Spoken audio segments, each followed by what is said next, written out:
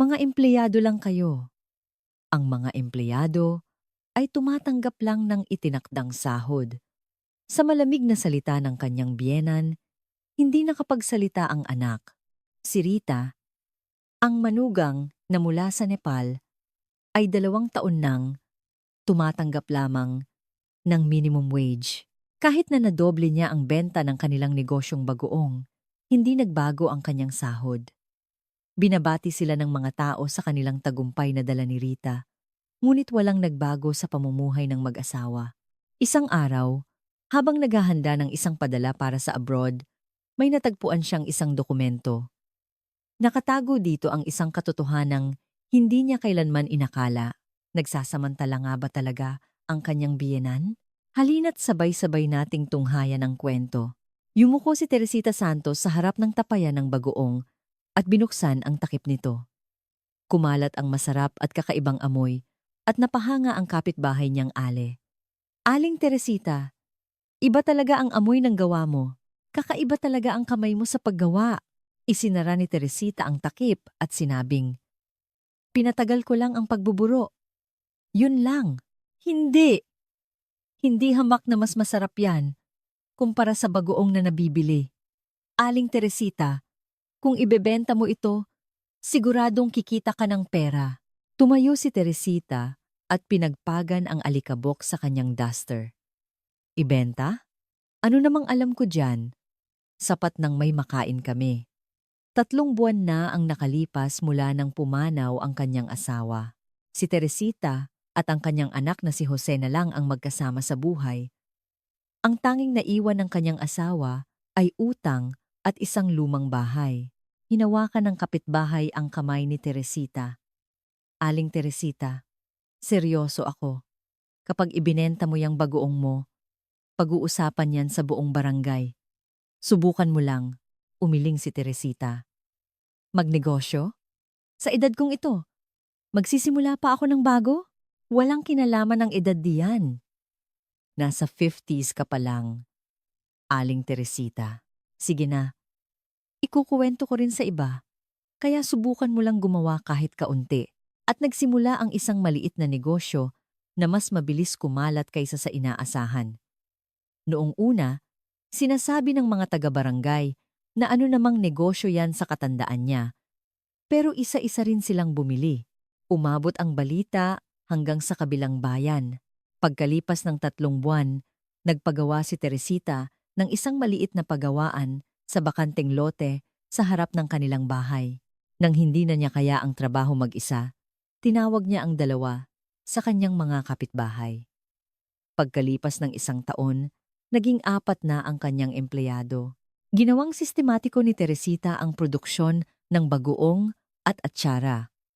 May isang tagahugas ng alamang, isang tagahalo ng mga sangkap, at isang taga-empake. Abala ang mga empleyado sa loob ng pagawaan. Sinuri ni Teresita ang mga nakaempaking kahon at sinabi, "Tapos na pala ang lahat ng order para ngayon." Sumagot ang isang mas matandang empleyado. "Opo, Ma'am Tessie. Pagdating po ng delivery service mamayang hapon, maipapadala na agad." Tumango si Teresita. "Salamat sa inyo. Bukas, unahin natin ang mga order ng atsara." Ang bagoong ni Teresita ay dahan-dahang lumago. Hindi ito pinalaki ni Teresita ng biglaan. Sa halip, pinanatili niya ang kalidad ng lasa para siguraduhing babalik-balikan ito ng mga customer. Sa paglipas ng mga taon, nakilala ang kanilang bagoong bilang isang mapagkakatiwalaang produkto sa kanilang bayan. Siya mismo ang gumagawa ng ledger ng benta at personal na kinukwenta at ibinibigay ang sahod ng mga empleyado. Isang gabi, umupo si Jose sa harap ni Teresita. "Nay, gusto ko na pong mag-asawa." Nagtanong si Teresita habang kumukuha ng ulam. "Sino naman?" "Isang babae po mula sa Nepal. Rita ang pangalan niya." Sumubo ng kanin si Teresita at sinabi, "Kailan mo siya dadalhin dito?" "Sa susunod na buwan po siguro." "Sige, dalhin mo siya. Ako na ang mag-aayos ng kwarto ninyo." Maingat na sinabi ni Jose. "Kung okay lang po sa inyo, Nay, dito na kami titira. Ibinaba ni Teresita ang kanyang kutsara. Siyempre dapat dito kayo tumira. Anong gagawin ninyo kung bubukod kayo dahil lang bagong kasal kayo? Ito ang bahay ko. Pagkalipas ng 1 buwan, dumating si Rita sa bahay. Sinalubong siya ni Teresita at maikling sinabi, "Kung nahihirapan ka, sabihin mo lang. Kung may kailangan ka, magsabi ka."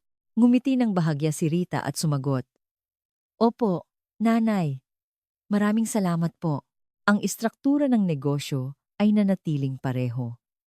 4 na empleyado pa rin ang nagtatrabaho sa pagawaan at si Teresita pa rin ang namamahala sa lahat. Ang tanging nagbago ay nadagdagan ng 1 miyembro ang pamilya. Dahan-dahang nagsimula ang pagbabago. Binuksan ni Rita ang pinto ng pagawaan at pumasok. Inabutan siya ni Teresita ng apron. "Simula ngayon, dito ka mag-aaral ng trabaho. Hindi naman ito mahirap."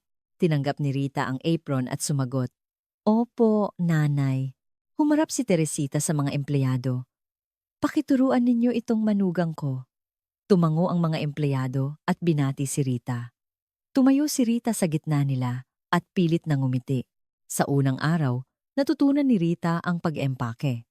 Isang empleyado ang umupo sa tabi niya at ipinakita kung paano. "Ganito lang, ilalatag mo ang plastic, lalagyan ng bagoong, tapos ititape.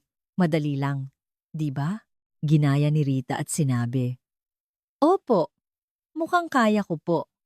Pagkalipas ng 1 linggo, kasing bilis na ni Rita, mag-empake ang ibang mga empleyado. Ngunit habang nagtatrabaho, palagi niyang inoobserbahan ang paligid. Isang empleyado ang kumuha ng sangkap sa kabilang dulo ng pagawaan at bumalik. Ang isa naman, pagkatapos mag-empake, ay dinala ang kahon sa kabilang dulo para itambak. Paulit-ulit ang ganitong galawan ng 12 beses sa isang araw. Oras ng tanghalian, sinabi ni Rita kay Jose, "Parang hindi episyente ang sistema ng trabaho." Nagtanong si Jose, "Bakit naman? Masyadong malayo ang lalagyan ng sangkap sa pwesto ng pag-eempake." "Pabalik-balik ang mga tao. Sayang sa oras." Tumango si Jose. "Oo nga, no. Hindi ko napansin.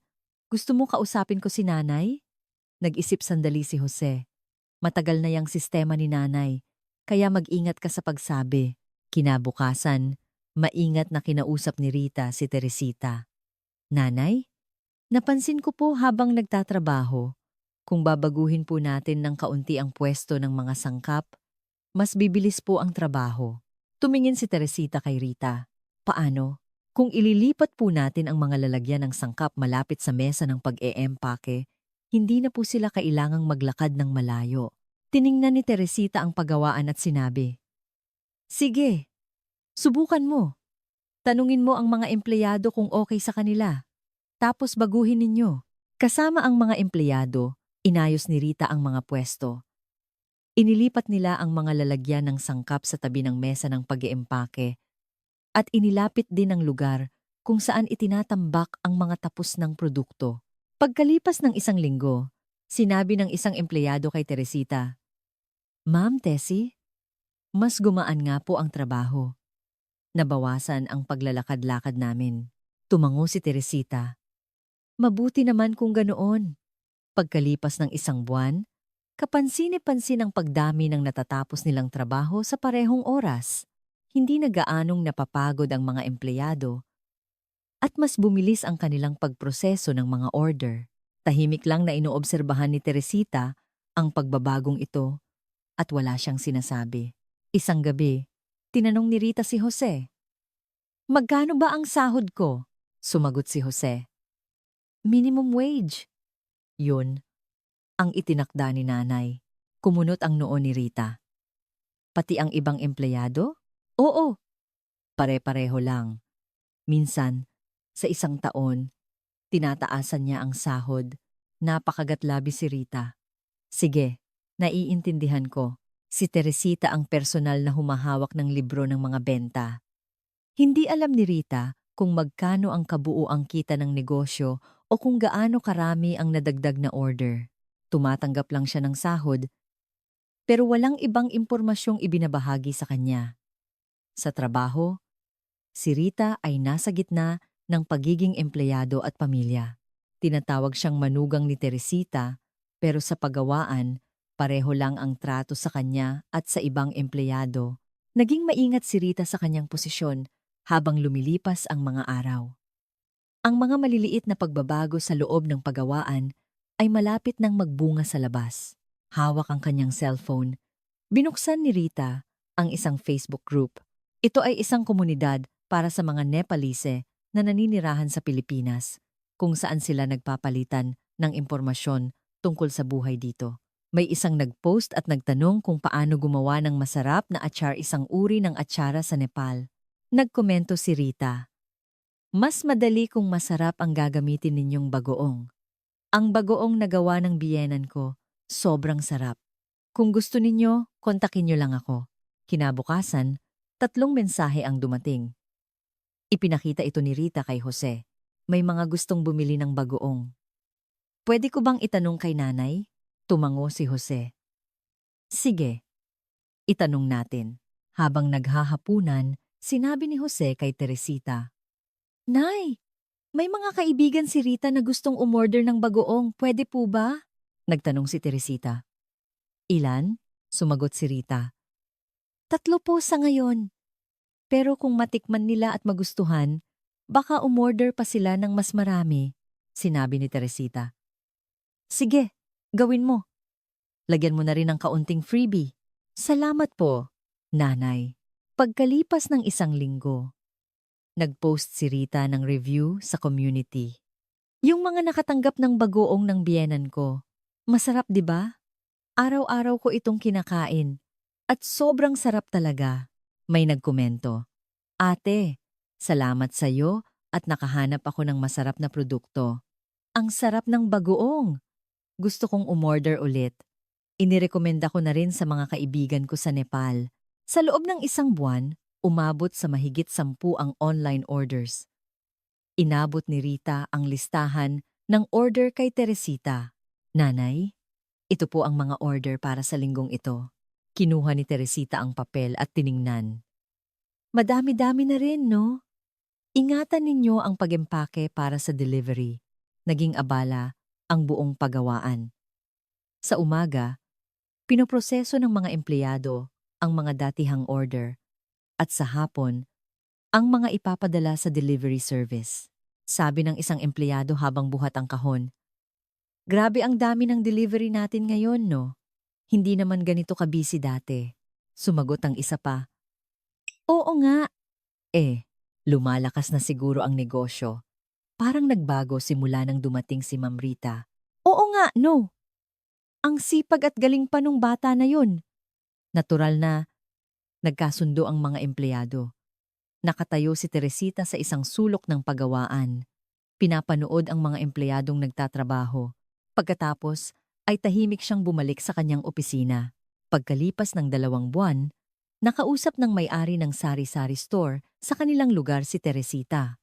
"Aling Teresita, ang lakas daw ng negosyo ninyo ngayon, ah? Madalas kong nakikita yung delivery van." Walang emosyon na sumagot si Teresita. "Dumami lang ng kaunti ang order. Dahil yata yan sa manugang ninyo, no?" Ang lawak siguro ng network ng mga dayuhan. Hindi sumagot si Teresita at ngumiti na lang. Dagdag pa ng may-ari ng store, "Usap-usapan na nga sa barangay, simula daw nang dumating yung manugang niyong Nepales, biglang sumikat ang bagoong nyo." Nagbayad si Teresita at sinabi, "Eksaherada ka naman. Masipag lang talaga ang manugang ko." Pauwi sa bahay, may isa pang tumawag kay Teresita. "Aling Teresita, ang swerte nyo sa manugang at anak ninyo, no? Buti pa kayo, ang lakas ng negosyo." Maikli lang ang sagot ni Teresita. "Ganoon na nga." Oras ng hapunan, nagsalita si Jose habang kumakain. "Nakasalubong ko kanina sa tapat ng tindahan si Aling Nena. Sabi niya, ang lakas daw ng benta ng bagoong natin." Tinanong ni Rita habang kumukuha ng ulam. "Magandang balita yun, di ba?" Tumango si Jose. "Oo, Pero kapag palagi kong naririnig yon, parang ang weird ng pakiramdam. Bakit naman? Kasi pareho pa rin ang buhay natin. Pero iniisip ng mga tao na yumayaman na tayo. Ibinaba ni Rita ang kanyang kubyertos. Naisip ko rin yan. Pareho pa rin ang sahod. Walang nagbago sa bank account natin. Bumuntong hininga si Jose. Si nanay kasi ang humahawak ng lahat kaya wala tayong alam. Pero hindi ba nakapagtataka? Nadoble ang mga order pero hindi sumagot si Jose. Kinabukasan, sa pagawaan, sinabi ng isang empleyado, Ma'am Rita, dahil po sa inyo, naging stable ang trabaho namin. Salamat po. Pilit na ngumiti si Rita. Wala naman po akong ginagawa. Hindi po. Kayo ang nag-promote online. Kayo ang nag-ayos ng sistema para maging episyente. Kayo ang dahilan kung bakit mas lumakas ang negosyo. Hindi makasagot si Rita. Gabi, habang nakahiga sa tabi ni Jose, sinabi ni Rita. Anong sabi niya? Nasimula daw nang dumating ako, lumakas ang negosyo. Pero wala naman akong natatanggap na kahit ano. Pero iniisip ng mga tao na may napapala ako. Tumingin si Jose sa kisame. Ako rin. Tuwing may makakasalubong akong taga rito, sinasabi nila ang swerte nyo at malakas ang negosyo. Pero ang laman ng bank account natin, ganun pa rin. Hinila ni Rita ang kumot. Ang weird ng pakiramdam. Puri pero hindi nakakatuwa. Hinawakan ni Jose ang kamay ni Rita. Magtiis lang muna tayo. Siguradong may plano si nanay. Ipinikit ni Rita ang kanyang mga mata. Ang papuri mula sa labas ay unti-unting nagiging pabigat para sa mag-asawa. Sa isang sulok ng pagawaan, nag-uusap ang dalawang empleyado habang nag-eempake. Grabe ang dami ng order ngayon, no? Sumagot ang mas matandang empleyado habang naglalagay ng tape. Kung ikukumpara noong isang taon, parang doble na. Malaki talaga ang pinagbago mula nang dumating si Ma'am Rita. May magic touch talaga siya sa negosyo. Pati yung pag-aayos ng pwesto at pagpapalakas ng online orders, galing niya. Sumingit ang isa pang empleyado habang buhat ang kahon. Swerte rin si Ma'am Tessie sa kanya, no? Hindi madaling makahanap ng ganoong manugang. Sabay-sabay silang tumango. Narinig ni Rita ang usapan mula sa dikalayuan. Patuloy siya sa paggalaw, pero nag-iinit ang kanyang mga tainga. Oras ng tanghalian, nag-aayos si Teresita ng libro ng benta sa opisina. Kumatok si Rita at pumasok. Nanay, pwede po magtanong? Tinaas ni Teresita ang kanyang ulo. Oh, ano yon? Dumami na po ng husto ang mga order. Iniisip ko po, kung may pagbabago po sa sahod, ibinaba ni Teresita ang kanyang ballpen at tiningnan si Rita. Pareho lang ang sahod ng ibang empleyado. Hindi pwedeng ikaw lang ang taasan ko. Maghahanda naman ako ng bonus sa katapusan ng taon. Pero ako po ang tumatanggap ng mga online order at nagpo-promote. Pinutol ni Teresita ang sasabihin niya. Napakagatlabi si Rita. Opo. Sige po. Tahimik na pinanood ni Teresita ang likod ni Rita habang papalabas ito ng pinto. Gabi. Umuwi si Jose mula sa trabaho. Naghuhugas ng pinggan si Rita sa kusina. Lumapit si Jose. May problema ba? Pinunasan ni Rita ang kanyang basang kamay. Kinausap ko si nanay tungkol sa sahod kanina. Anong sabi niya? Sabi ko kung pwedeng taasan. Sabi niya, hindi pwede. Pare-pareho lang daw ang sahod ng mga empleyado, kaya hindi pwedeng ako lang. Bumuntong hininga si Jose. Ganoon pala ang sinabi niya. Humarap si Rita kay Jose. Jose, hindi ba nakapagtataka? Nadoble ang order, pero walang nagbabago sa atin. Pamilya tayo at tayo ang susi sa tagumpay. Pero umupo si Jose sa silya. Si nanay ang mag-isang nagpalaki ng negosyong yan. Siguradong may iniisip yan. Hanggang kailan tayo maghihintay? Kailangan din nating mabuhay. Yumuko si Jose. Magtiis pa tayo ng kaunti. Kakausapin ko si nanay. Kinabukasan, nakasalubong ng may-ari ng tindahan ng karne sa palengke si Teresita. Aling Teresita, ang ganda siguro ng buhay ng manugang at anak nyo ngayon, no? Balita ko, super blockbuster daw ang bagoong nyo. Sumagot si Teresita habang namimili ng karne. Hindi naman. Dumami lang, nang kaunti ang order. Naku, hindi po. Alam ng buong barangay.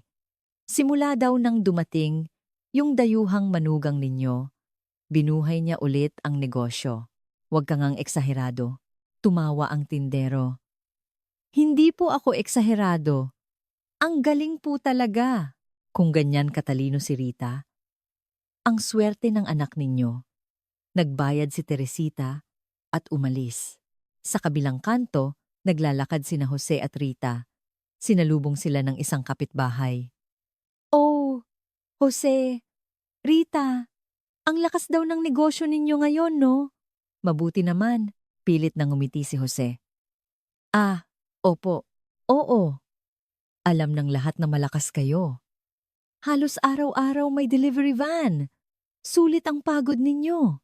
Yumuko si Rita. Salamat po.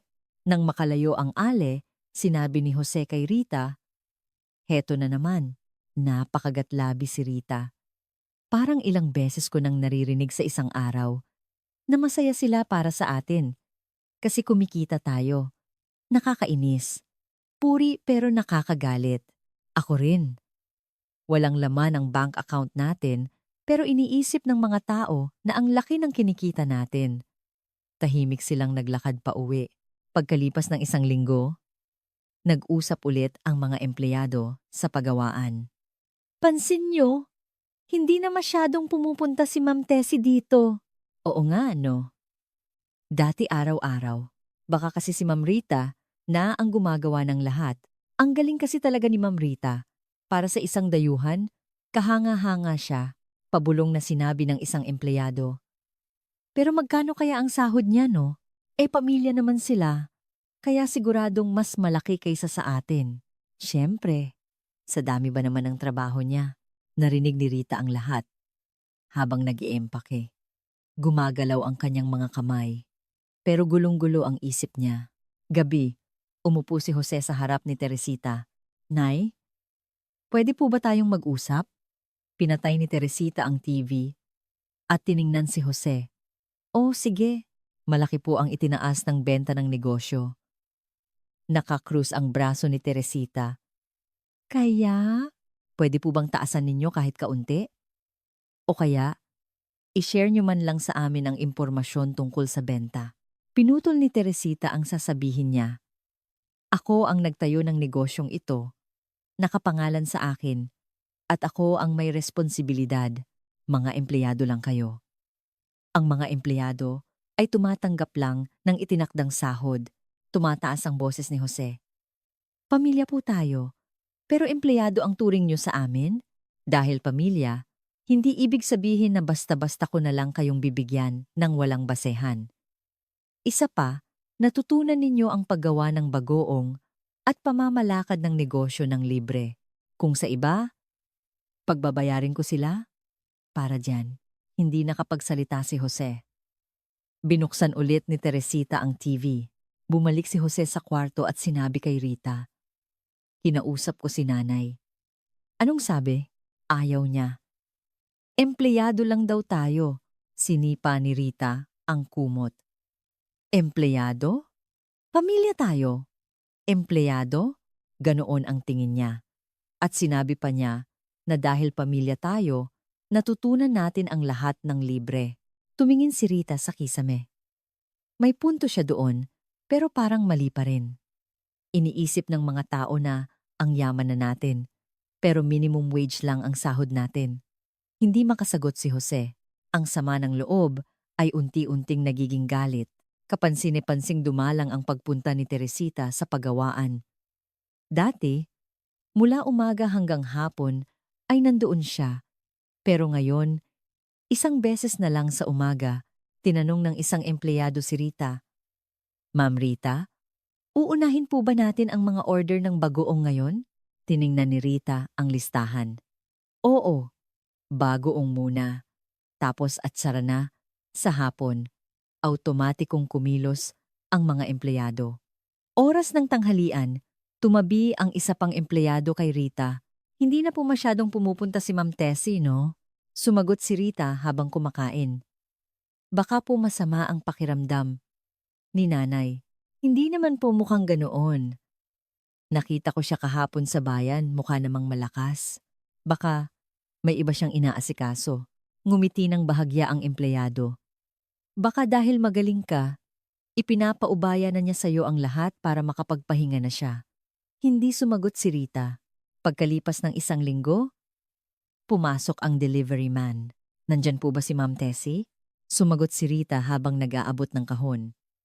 Ako na po ang bahala ngayon. Itong 20 kahon po. Tumango ang delivery man. Bihira ko na pong makita si Ma'am Tessie ngayon. Abala po yata. Nang makaalis ang delivery man, sinabi ng isang empleyado kay Rita. Kayo na po talaga ang hepe dito, Ma'am Rita. Umiling si Rita. Hindi po.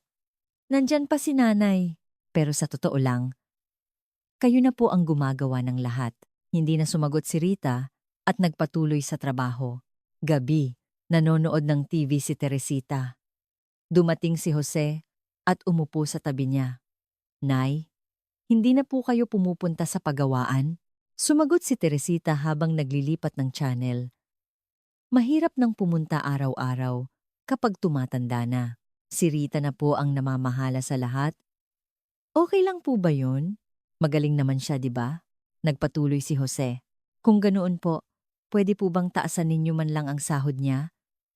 Nadagdagan po ang responsibilidad niya. Pinatay ni Teresita ang TV at tiningnan si Jose. Hindi nadagdagan ang responsibilidad. Dati na niyang ginagawa yan, pero hindi na po kayo pumupunta. Pinutol ni Teresita ang sasabihin niya. Manahimik ka. Hindi na nakapagsalita si Jose. Pagbalik sa kwarto, sinabi ni Jose kay Rita. Parang sinasadya ni nanay na hindi pumunta sa pagawaan. Nagtanong si Rita habang nagtutupi ng damit. Bakit daw? Baka sinusubukan tayo. Kung kaya kong mag-isa, tumawa si Rita. Anong test? Empleyado lang tayo. Anong test ang kukunin natin? Bumuntong hininga si Jose. Hindi ko alam. Hindi ko alam kung anong iniisip ni nanay. Isinara ni Rita ang pinto ng aparador. May iniisip ako nitong mga nakaraang araw. Ano yon? Paano kaya kung umalis ako dito? Napalingon si Jose. Anong sinasabi mo? Umupo si Rita sa kama. Seryoso kong pinag-isipan. Kung aalis ako dito, magkakaproblema ako sa visa. Di ba? Kailangan kong maghanap ng trabaho para manatili dito. Bakit bigla mong naiisip yan? Hindi bigla. Matagal ko nang iniisip. Tama ba na tumatanggap ako ng minimum wage habang padagdag ng padagdag ang responsibilidad ko?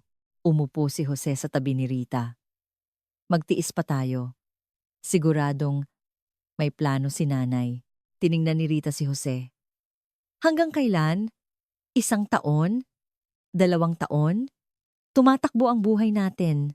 Hindi makasagot si Jose. Kinabukasan, pumasok si Rita sa opisina ng pagawaan. Tinitigan niya ang libro ng benta sa ibabaw ng mesa. Ang drawer na laging nakalock ay nakabukas. Nag-alinlangan sandali si Rita, pagkatapos ay binuksan niya ito. Sa loob, may mga kopya ng passbook at mga dokumento ng transaksyon. Kumuha siya ng isang papel. Ang halaga ng benta ay mas malaki kaysa sa inaasahan niya. Ang perang pumasok sa nakalipas na 3 buwan ay napakalaki na. Ibinalik ni Rita ang papel at isinara ang drawer. Bumibilis ang tibok ng kanyang puso. Gabi? Sinabi ni Rita kay Jose. Nakabukas kanina ang drawer sa opisina. Tiningnan ko ang mga detalye ng benta. Mas malaki ang kinikita natin kaysa sa inaakala ko. Nanlaki ang mga mata ni Jose. Gaano kalaki? Hindi ko alam ang eksaktong halaga. Pero sa 3 buwan, parang ilang daang libong piso na. Tumingin si Jose sa pader. Pero tayo, ganun pa rin. Tumango si Rita. Kaya lalo akong nagagalit. Ikinuyom ni Jose ang kanyang kamao. Kakausapin ko ulit si nanay. Hindi na tama ito. Hinawakan ni Rita ang kamay ni Jose. Huwag muna. Maghintay pa tayo. May iisipin akong ibang paraan. Anong paraan? Huwag muna ngayon. Sasabihin ko sa'yo kapag sigurado na. Nagsimulang magkwenta si Rita. Gastusin sa buhay, posibilidad na maghanap ng ibang trabaho, lahat ay inayos niya bilang mga konkretong numero. Naramdaman ng mag-asawa na hindi na nila maaaring baliwalain ang sitwasyon. Nagulat si Rita habang tinitingnan ang kanyang cellphone. Sa messages ng Facebook group, may isang inquiry para sa international order. Nakatira po ako sa Taiwan. Pwede po bang magpadala ng bagoong dito? Ipinakita ito ni Rita kay Jose. May order mula sa Taiwan. Nagtanong si Jose. Pwede ba tayong magpadala sa ibang bansa? Hindi ko alam. Kailangan nating itanong kay nanay. Habang naghahapunan, sinabi ni Rita kay Teresita, Nanay, may order po ng bagoong mula sa Taiwan. Posible po ba tayong magpadala sa abroad? Uminom ng tubig si Teresita. Sa ibang bansa? Mukhang komplikado ang proseso niyan. Dumarami na po ang mga nagtatanong mula sa ibang bansa sa community.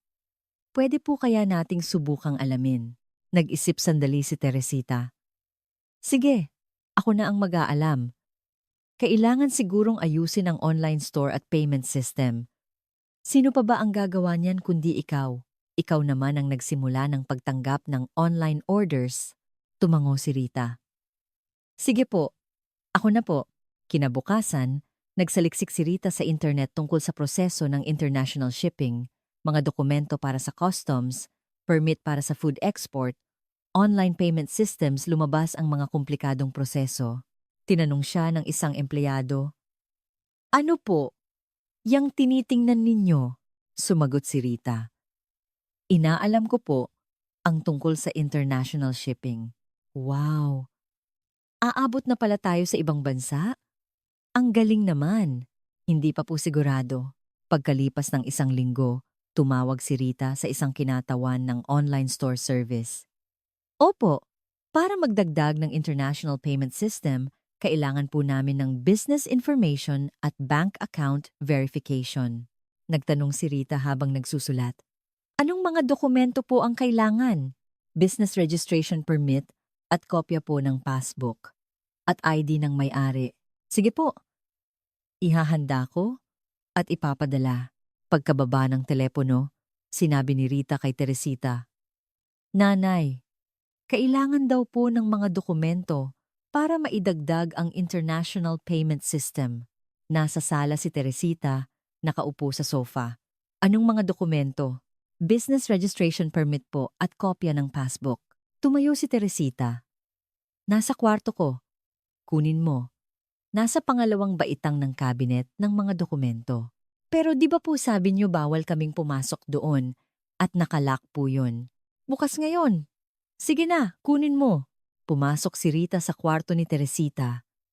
Binuksan niya ang cabinet at hinanap ang mga dokumento. Nang kunin niya ang business registration permit, napansin niya ang isang kopya ng passbook sa ilalim nito.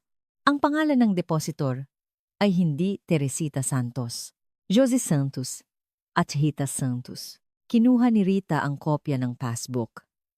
Nanginginig ang kanyang mga kamay. Dahan-dahan niyang tiningnan ang mga detalye. Puno ito ng mga tala ng deposito sa loob ng nakalipas na 2 taon. Ang lahat ng karagdagang kita mula nang dumating si Rita ay nakalista doon. Ang kita mula sa online orders, ang benta mula sa international community, lahat ay pumasok sa account na ito. Napaupo si Rita sa sahig. Hawak ang mga dokumento na natili siyang tulala ng ilang sandali. Paglabas niya sa sala, maputla ang mukha ni Rita. Nanginginig ang boses ni Rita. Nanay, ano po ito? Inabot niya ang kopya ng passbook. Kinuha ito ni Teresita, tiningnan sandali, at muling tumingin sa TV. Nakikita mo naman, di ba? Passbook yan, na nakapangalan sa inyo. Bakit po may ganito? Bakit hindi niyo po sinabi sa amin? Ibinaba ni Teresita ang remote. Ginawa ko yan dahil kailangan. Tumataas ang boses ni Rita. Ano po ang ibig sabihin nito? Bakit may ganito kalaking pera na naiipon sa pangalan namin pero hindi niyo sinasabi? Anong gagawin ninyo kung sinabi ko? Wawaldasin niyo lang, di ba? Hindi nakapagsalita si Rita. Tumayo si Teresita at humarap sa kanya. Ang perang yan ay pinaghirapan ninyo, kaya ipinangalan ko sa inyo. Kung ganoon po, bakit hindi nyo sinabi sa amin? Kapag nalaman ninyo, gagastusin nyo lang agad. Pagkatapos, mauubos lahat. Pinipigilan ni Rita ang kanyang mga luha. Hindi po ba kami ang dapat magdesisyon niyan? Umiling si Teresita. Hindi! Naranasan ko kung gaano kadaling masira ang isang tao kapag walang pera.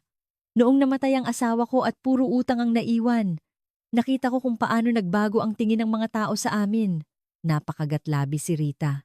Nagpatuloy si Teresita, kaya sinigurado kong hindi ninyo basta-basta magagastos ang perang yan hanggang sa dumating ang panahon na talagang kailangan na ninyo. Kaya po ba minimum wage lang ang binibigay nyo sa amin? Oo. Kapag nagsisimula, dapat magsimula sa pinakamababa, kahit pamilya pa. Napaupo si Rita. Paano naman po ang kahihiyang tiniis namin kapag sinasabi ng mga tao na ang laki na ng kinikita namin, pero ang totoo, walang laman ang bank account namin? Umupo si Teresita sa tabi ni Rita. Isa rin niyang aral. Kung paano hindi magpapadala sa sabi-sabi ng ibang tao. Kung paano malalaman kung ano talaga ang meron ka. Tumingin si Rita kay Teresita. Sinubukan niyo po kami. Hindi pagsubok. Pagsasanay. Kapag kayo na ang hahawak ng negosyong ito, mangyayari ulit. Yan.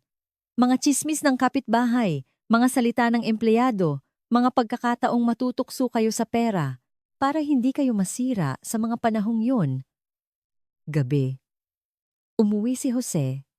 Inabot sa kanya ni Rita ang kopya ng passbook. Tingnan mo to. Natigilan si Jose. Ano to? Joint account natin. Ginawa ni nanay. Hindi makapagsalita si Jose nang makita ang balanse. Sa atin lahat to. Tumango si Rita. Si nanay pala ang nag-iipon para sa atin. Lihim. Napaupo si Jose sa sofa.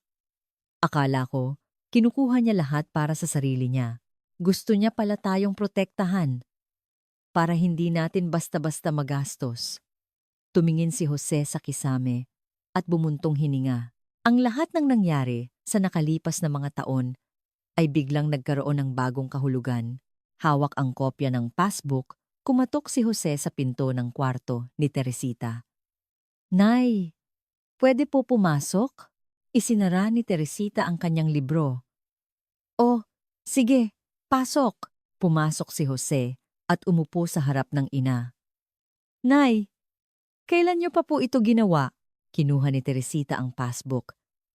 Isang buwan, matapos dumating si Rita, bakit hindi niyo po sinabi? Ibinalik ni Teresita ang passbook kay Jose. Kung sinabi ko, anong gagawin ninyo? Gusto niyo lang gastusin agad. Di ba? Yumuko si Jose. Pero sana po sinabi niyo. Wala kaming kaalam-alam. Puro sama ng loob ang naramdaman namin sa inyo. Tumingin si Teresita sa labas ng bintana. Naaalala mo ba? Noong namatay ang tatay mo at puro utang ang naiwan sa atin? Sumagot si Jose. Opo. Naaalala mo ba ang tingin ng mga tao sa atin? Mula sa awa, naging tingin ng pagkainis. Humarap si Teresita kay Jose. Alam na alam ko kung gaano kadaling masira ang tao kapag walang pera. Kaya nangako ako sa sarili ko, hindi na mauulit yon. Hindi ko hahayaang mangyari yon sa mga anak ko. Napakagatlabi si Jose. Nagpatuloy si Teresita. Noong sinimulan ko ang negosyong ito, alam mo ba ang sabi ng mga tao? Karamihan sumuporta. Pero may ilan na nagsabing, sa katandaan niya, magninegosyo pa. Babagsak din yan. Pero nagtagumpay kayo. Nay, hindi ako nagtagumpay. Hindi lang ako bumagsak. Hindi ko pinalaki ng biglaan. Sinigurado kong babalik ang mga customer. Yun lang. Tumayo si Teresita at lumapit sa bintana. Nang dumating si Rita, inobserbahan ko siya. Kung anong klaseng tao siya. Kung paano siya magtrabaho. Nagtanong si Jose. Nang makita kong binago niya ang ayos ng paggawaan, tumanggap ng online orders at pinabilis ang trabaho, Naisip ko, pwede kong ipasa sa batang ito ang negosyo. Nagulat si Jose. Hindi po sa akin? Tumango si Teresita. Wala kang interes sa negosyong ito, di ba? Kung paano ito tumatakbo, kung ano ang gusto ng customer, hindi mo iniisip yon. Pero si Rita, iba. Tinitingnan niya, natututo, at nagbabago. Hindi makapagsalita si Jose. Inilagay ni Teresita ang kamay sa balikat ni Jose. Kaya sinubukan ko kayo. Binigyan ko kayo ng maliit na sahod habang dinadagdagan ang responsibilidad. Hinayaan kong marinig ninyo ang sabi-sabi ng mga tao. Iyon po ba ang test? Para makita ko kung mananatili kayong matatag o kung susuko kayo at aalis. Bumuntong hininga si Jose. Pero ang sakit po. Umiling si Teresita. Hindi masakit. Kailangan. Mangyayari at mangyayari ulit yan. Tsismis ng mga empleyado, tingin ng mga kapitbahay, pagtaas-baba ng benta. Muling umupo si Teresita. Kung hindi ninyo mararanasan yan ngayon, masisira kayo sa huli. Iba ang magsanay habang may pera at iba ang matuto kapag wala ka ng pera. Tiningnan ni Jose ang passbook. Kaya po ba sinadya niyong hindi na pumunta sa pagawaan? Isa rin niyang test. Para makita ko kung tatakbo ito kahit wala ako, kung kayang magdesisyon ni Rita mag-isa. Ngumiti ng mapait si Jose. Plano niyo pala ang lahat, Nay. Mula simula hanggang dulo. Tumango si Teresita. Gusto ko lang kayong ihanda para hindi kayo madaling masira. Lumabas si Jose ng kwarto at pumunta sa sala. Nakaupo si Rita sa sofa. Anong pinag-usapan ninyo ni Nanay? Umupo si Jose sa tabi ni Rita. Plano pala ni Nanay ang lahat. Para subukan tayo? Ipinikit ni Rita. Ang kanyang mga mata. Hinawakan ni Jose ang kamay ni Rita. Galit ka ba? Umiling si Rita. Hindi galit. Komplikado. Naiintindihan kong gusto niya tayong protektahan, pero ang sakit ng paraan niya. Tumango si Jose. Ako rin. Naiintindihan ko, pero mahirap tanggapin. Nanatili silang tahimik ng ilang sandali. Kinaumagahan, naghanda si Teresita ng almusal. Magkaharap na nakaupo sina Jose at Rita. Inilapag ni Teresita ang kanin. Simula ngayon, ililipat ko na ang pangalan ng negosyo. Nagulat si Rita. Po, ang pangalan ng negosyo ay ilalagay ko sa inyong dalawa. Aatras na ako. Nama, sabi ni Jose. Biglaan naman po yata. Nay, sumagot si Teresita habang inaabot ang sabaw. Hindi biglaan. Handa na ang lahat. 2 taon ko kayong pinanood at ngayon na ang tamang panahon para ibigay sa inyo. Ibinaba ni Rita ang kanyang kubyertos. Kaya po kaya namin? Tiningnan sila ni Teresita. Ginagawa nyo na, di ba? Pinapatakbo mo ang pagawaan, namamahala ng order, inaalagaan ang mga empleyado, lahat yan. Ginawa mo na, nagtanong si Jose. Paano po kayo? Nay, mabubuhay na lang ako bilang isang lola dito sa barangay. Minsan, bibisita ako sa pagawaan, maghihintay ng mga apo. Ngumiti si Teresita. Naiiyak na sinabi ni Rita. Nanay, pasensya na po. Sa isip ko, ang dami kong sinabing masama. Tungkol sa inyo. Hinawakan ni Teresita ang kamay ni Rita. Natural lang na magalit kayo. Pero ngayong naiintindihan nyo na, sapat na yon. Kung bakit ko ginawa yon. Pinatong ni Jose ang kanyang kamay sa kamay ng ina. Salamat po, Nay. Hinawakan ni Teresita nang mahigpit ang mga kamay nila. Walang anuman. Ngayon, kailangan nyo lang galingan pa. Higit pa sa akin. Pagkatapos kumain, habang naguhugas ng pinggan si Rita, lumapit si Jose. Ngumiti si Rita. Nagawa na natin, di ba? Pasado tayo sa lahat ng test ni Nanay. Niyakap ni Jose si Rita. Ang hirap, no? Pero ngayon, parang kailangan pala talaga natin yung mga panahong yon. Tumingin sila sa labas ng bintana. Ang 2 taon na puno ng pagdududa ay iba na ngayon. Ang tila pang-aabuso ay isang istruktura pala para hindi masira ang isang pamilya. Ang tagumpay na pinupuri ng mga tao ay tahimik na palang inihahanda para sa kanila. Yumuko si Teresita sa harap ng tapayan ng bagoong at binuksan ang takip, kumalat ang masarap na amoy. Ngayon, ang amoy na ito ay ipagpapatuloy na nina Jose at Rita. Hindi sinubukan ni Teresita si Rita. Inihanda niya lang ito dahil naranasan niya kung gaano kadaling masira ang pamilya kapag walang pera. Gumawa siya ng isang sistema para hindi ito maulit. Ang minimum wage ay isang paraan para hindi malimutan ang halaga ng paggawa. Ang paghihiwalay ng kita ay isang safety net para sa mag-asawa.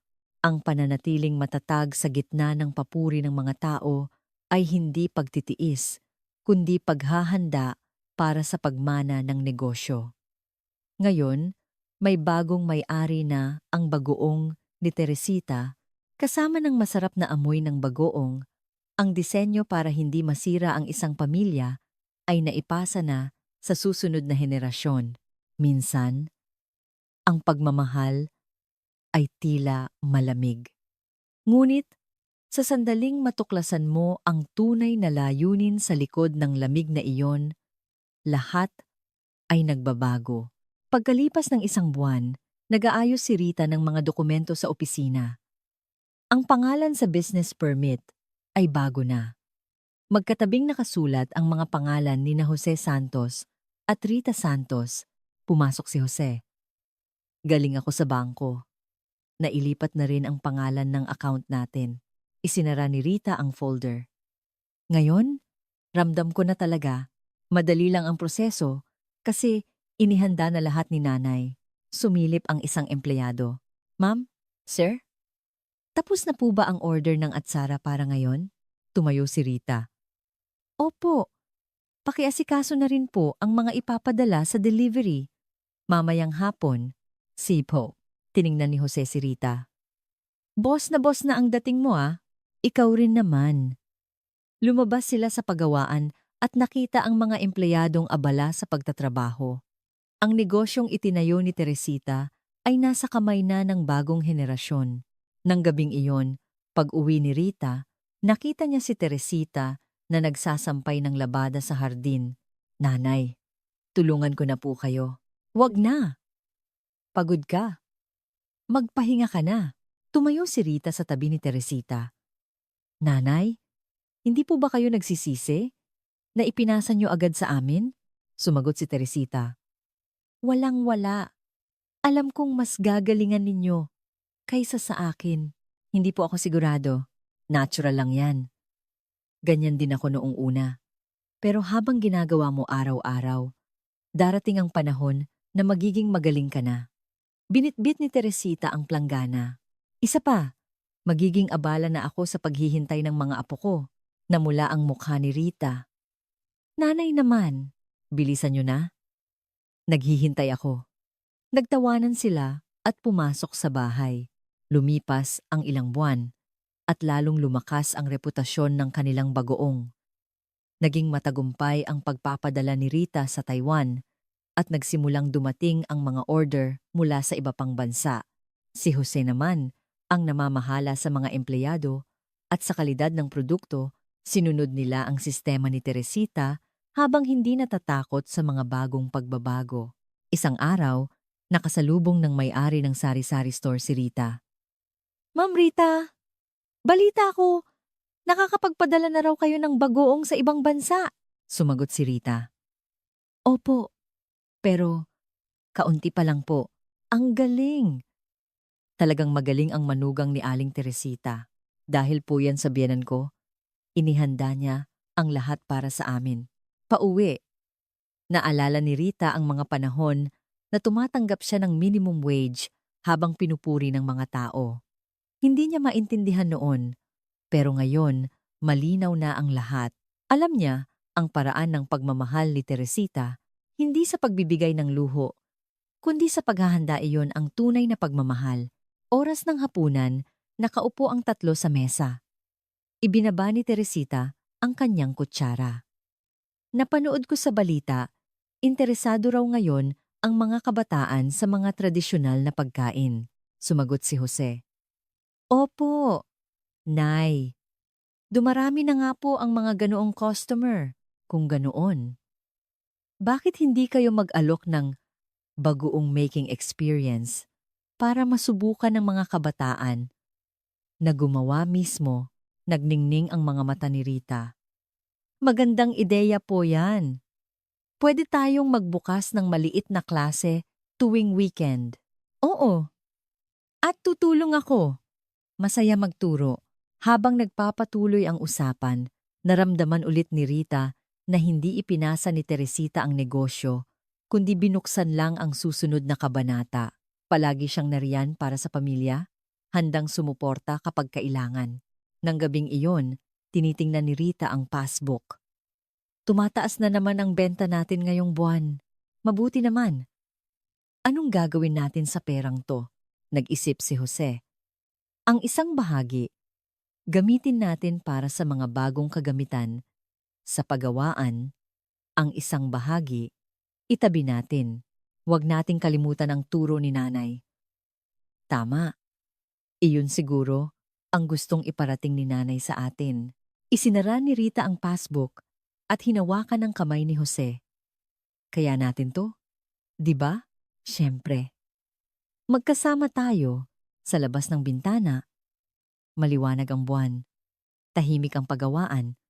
Pero puno ito ng walang hanggang posibilidad. Sa pundasyong itinayo ni Teresita, nagsusulat na sina Rita at Jose ng bagong kwento. Ang amoy ng bagoong na naipapasa sa bawat henerasyon ay hindi lang pagpapanatili ng tradisyon, kundi pag-unlad na naaayon sa panahon. Isang pagmamahal na tila malamig, ngunit ang lakas na nililikha ng lamig na iyon ang pinakamatibay na paraan para protektahan ang isang pamilya. Nagtatapos dito ang kwento, ngunit nagpapatuloy ang kwento ng bagoong ni Teresita. Ang tagumpay ng bagong henerasyon ay tiyak na magiging mas maganda pa kaysa sa pinangarap ni Teresita. At sa ugat ng kagandahang iyon, malalim na nakatanim ang pagmamahal at karunungang kanyang itinanim. Maraming salamat sa pakikinig sa kwento.